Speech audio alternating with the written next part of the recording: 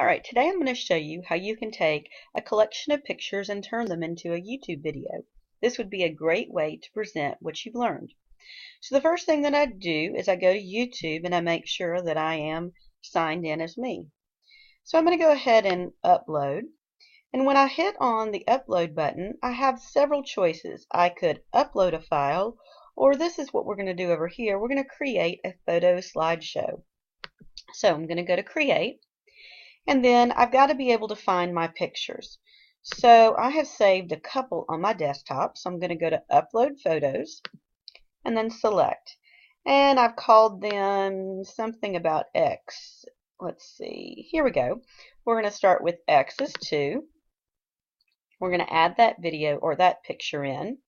Okay, then we're going to go to Add More Photos. And again, you can get your pictures from a variety of ways. You can get them from your desktop. You can get them from the web.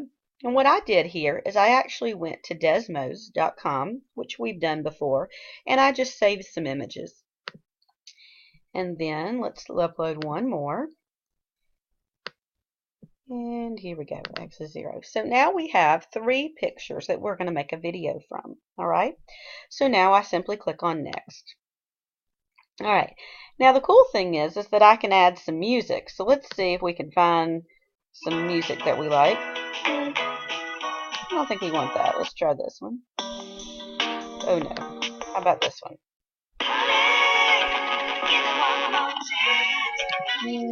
Alright, it doesn't. Well, folks, it's time to kick it old school. Okay, we'll go with. So you can feel cool. So anyway, you can have fun playing around with that and picking some music, okay? We're just going to go with this for now. Now, you can also select how long you want your slides to be. So I'm going to let my slides be 10 seconds so people have time to look at it. You can change how it transitions, and so you can play around with that and have fun. Alright, so now I'm going to go ahead and upload this video. And I'm going to call it, what kind of lines were those? Vertical lines. Okay, and so we're going to give this a minute and let it process, and then I'll come back. Alright, so after a few minutes it says processing done, and I'm going to go ahead and click on publish. Now, it's going to go ahead and give me the YouTube address right here, so I can share that if I want to. I can also return to editing and continue to edit that video. Okay, what I'm going to do now is I'm actually going to click on the video, and this is the easiest way, I think, in order to put in annotations. Okay, so let me show you how to do that real quick. I'm going to let this play just another moment so I can see what the equation is. Okay, so I can see right here that this equation was x equals 2. So what I would like to do is I'd like to put in a comment. So I click on annotations. It's just a fancy word for a comment. And it's going to allow me to add it at any point. So let's go ahead and pause it and add it here. So I'm going to add annotation. You have a couple different choices. I like the speech bubble. It's kind of fun. And so I'm going to say that I graphed x equals 2 using Desmos. Let's see, it graphed a line that went up and down.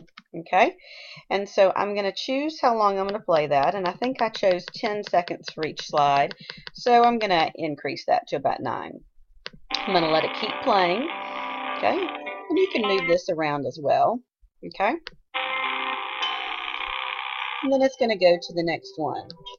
Alright, so now I want to add a new annotation, and let's make it a note this time.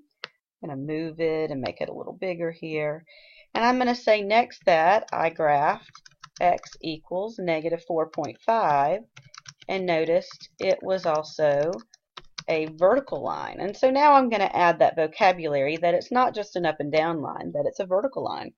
And so again, we're going to make this go to about 19. And we're going to keep playing. And you can play around with the colors and all that too if you want to. Okay. Alright, so next we're going to have one more picture come up. Wow, and that's the line x equals 0. Now that's really interesting because x equals 0 is actually the y-axis, which is a pretty cool observation. So I'm going to make that observation as well. So I graphed x equals 0, which was a vertical line. And then I'm going to also say I noticed it was the y-axis. So I'm showing what I learned by using Desmos and put these pictures into a quick video. Alright, so I'm going to keep going, and then as soon as that one disappears, I'm going to write a question to ask the next person who watches this video if they noticed an observation. So I noticed that x equals a number is always a vertical, always a vertical line.